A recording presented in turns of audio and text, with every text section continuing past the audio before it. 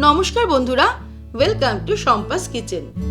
আজকে নিয়ে এসেছি মজাদার গুলগুলের রেসিপি।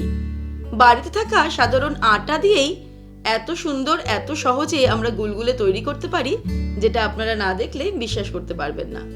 জাস্ট কয়েক মিনিট সময় লাগবে গুলগুলে তৈরি করতে, খেতে হবে দারুণ টেস্টি।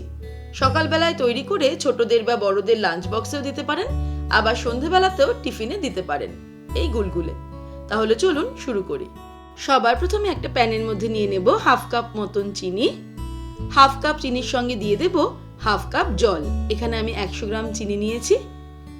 এবারে ওভেনটাকে অন করে দেব, তারপর হাই ফ্লেমে এটাকে গরম করতে শুরু করব।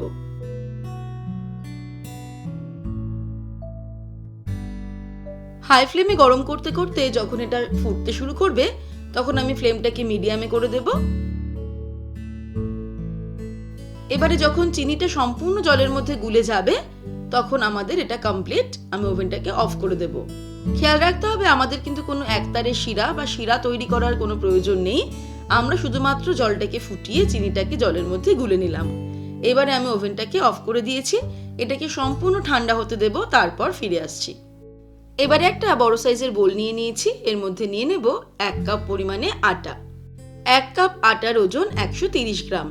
এর সঙ্গে দিয়ে দেব তৈরি করে রাখা চিনির মিশ্রণ। দিয়ে দিচ্ছি 2 টিস্পুন সাদা তিল, 1 টিস্পুন মৌরি দিয়ে দেব,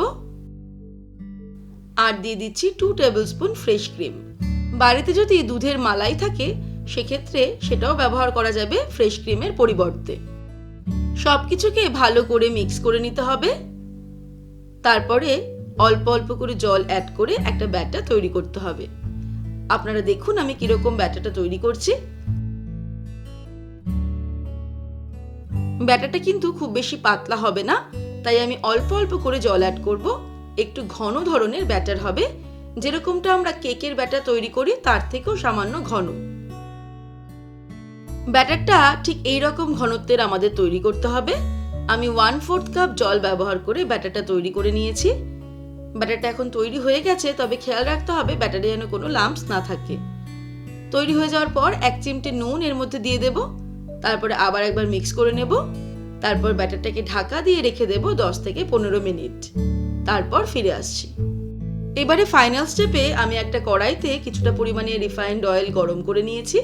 তেলটা ভালো মতো গরম হয়ে গেলে ফ্লেমটাকে মিডিয়ামে রেখে এর মধ্যে গুলগুলোগুলোকে ছেড়ে দেব। অল্প অল্প করে ব্যাটার আমি হাতের সাহায্যেই তেলের মধ্যে ছেড়ে দেব।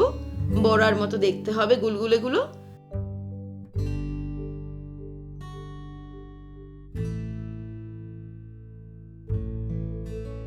তারপরে এগুলোকে ভালো করে উল্টে পাল্টে ফ্রাই করতে হবে।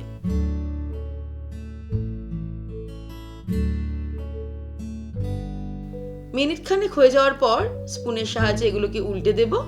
এইভাবে উল্টে পাল্টে 3-4 মিনিট সময় নিয়ে গুলগুলেগুলোকে ফ্রাই করে নেব। দেখতেই পাচ্ছেন গুলগুলেগুলো হালকা ব্রাউন কালার হয়ে গেছে। এবার এগুলো ফ্রাই করা কমপ্লিট। তেল থেকে ছেঁকে এগুলোকে তুলে নেব। তারপর ঠান্ডা হলে বা গরম গরম অবস্থাতেই এগুলো সার্ভ করব।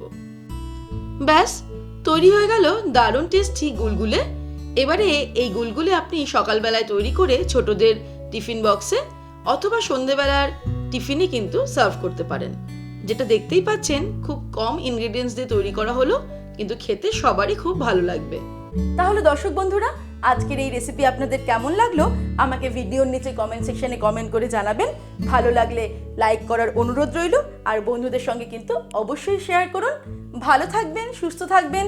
আমি আবার হাজির হব নতুন নতুন রেসিপির সঙ্গে। নমস্কার।